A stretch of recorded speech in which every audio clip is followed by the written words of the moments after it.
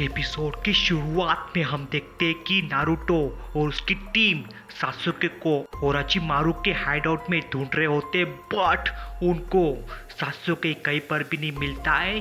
तभी एक धमाका होता है और वो जगह पूरी तरह से तबाह हो जाती है। और उस जगह पर हम साई को देखते हैं और उस जगह पर साकुरा और नारुतो आते हैं और उन तीनों को वहां पर ऊपर में सासुके दिखता है। और तभी नारुतो और सासुके अपने फ्लैशबैक में जाते हैं जहां पर वो दोनों पानी के ऊपर फाइट कर रहे होते। और सासुके उसको बोलता है कि तू कभी नहीं समझ सकता कि अपने माँ बाप को खोना क्या होता है, क्योंकि तू बचपन से ही अकेला रहा है। तो तभी नारुतो उसको जवाब देता है कि तूने सही कहा सात्सुके, मैं कभी नहीं समझ पाया क्योंकि मेरे मॉम डैड नहीं थे, लेकिन मैं इतना समझ चुका हूँ कि तेरे साथ जो मेरी दोस्ती की बॉन्डिंग है उसे मैं खोना नहीं चाहता।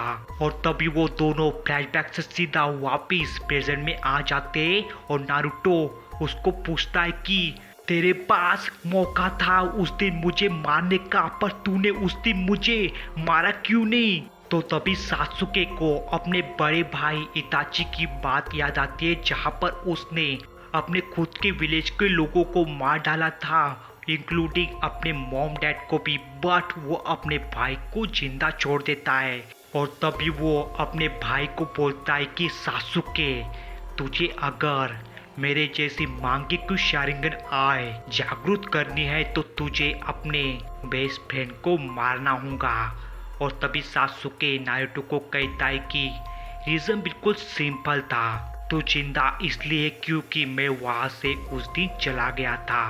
और तभी सासुके पलक झपकते ही नारुतो के करीब पहुंच जाता है और उसको कहता है कि नारुतो, तेरा तो होकागे बनने का सपना था ना, तो तू उसे पूरा करने के लिए ट्रेनिंग करने की बजाय तू मुझे खोज रहा है, और तेरी इस खोज को मैं आज पूरा करूंगा ऊपर पहुंचा के।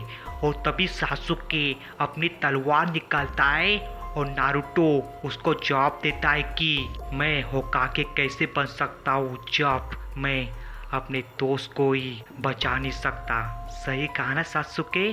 और तभी सासुके उसकी पीठ में तलवार घुसा देता है और तभी नारुतो अपने शरीर के उस हिस्से में पहुंच जाता है जहां पर उसके डैड ने नाइनटेल को सील किया था। और तभी नाइनटेल फॉक्स क्यूबी उसके सामने अपेयर होता है और क्यूबी उसको बोलता है कि तू उसे मारना चाहता है ना नारुतो, तो मैं उसे मारने में तेरी मदद करूंगा।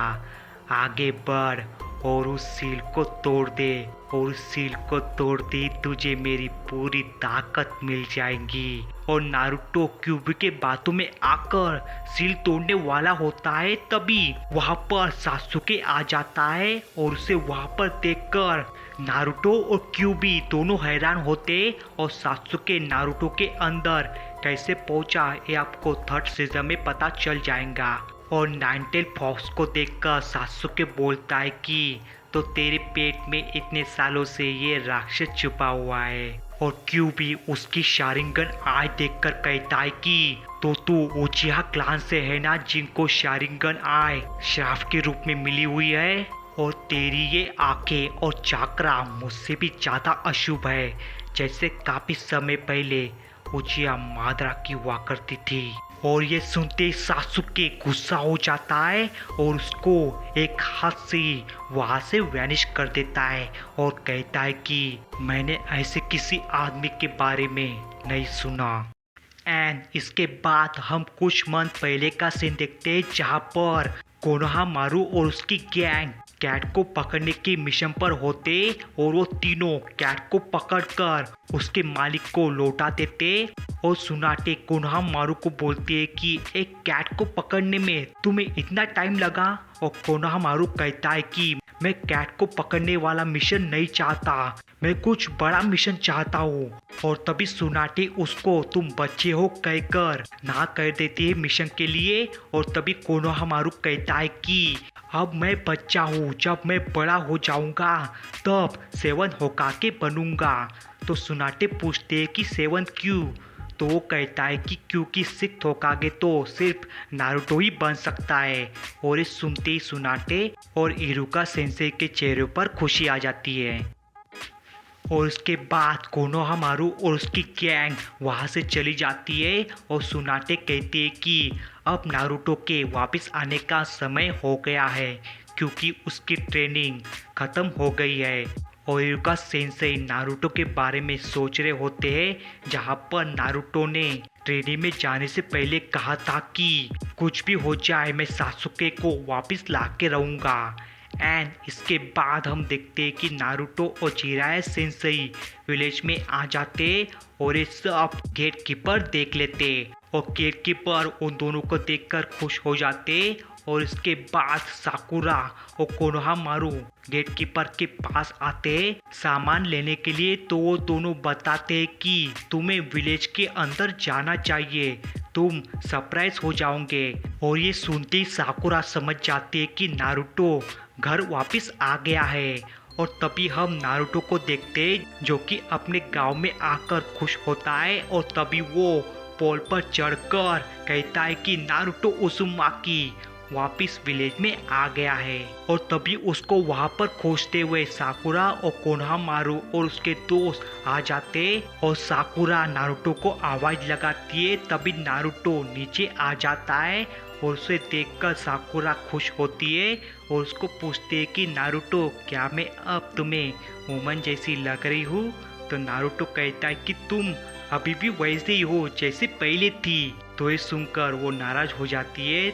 और तभी कोनोहामारू अपना सेक्सी जुत्सु दिखाता है जहाँ पर वो न्यूड लड़की बन जाता है। और ये देखकर नारुतो सरप्राइज नहीं होता है और वो कहता है कि अब मैं बच्चा नहीं रहा कोनोहामारू। और ये सुनकर साकुरा खुश होती है और वो मन ही मन बोल रही होती है कि तुम अब मैच्योर बन गए हो नारुतो। और नारुतो अपने वापस फॉर्म में आ जाता है और वो कहता है कि कोनोहामारू क्या तुम इतने सालों से बस यही सीखे हो, अब देखो मेरा प्रेवी जुत्सु। और ये सुनकर साकुरा गुस्सा हो जाती है और तभी नारुतो अपना जुत्सु दिखाने वाला ही होता है। तभी साकुरा उसको जोर से पंच मारती है और उसका कॉलर पकड़कर कहती है कि मैंने सोचा था तुम इतने सालों बाद ट्रेनिंग करके आए होंगे तो कुछ अच्छा जुत्सु सीख के आए होंगे। और इसके बाद नारुतो और साकुरा सुनाटे के ऑफिस में जाते और सुनाटे उसे देखकर खुश होती है और उसको कहती है कि मुझे यकीन है तुमने अपनी ट्रेनिंग पूरी की होंगी। तो नारुतो हाँ कहता है। तभी सुनाटे उसे कहती है कि तुम्हें मिशन में भेजने से पहले मैं तुम्हें परखना चाहती हूँ कि तुमने ट्रेनिंग में क्या क्या सीखा है और इसके लिए तुम्हें एक पर्सन के साथ फाइट करनी होगी। और तभी वो पर्सन आता है और वो पर्सन कौन है अगले एपिसोड में पता चलेगा।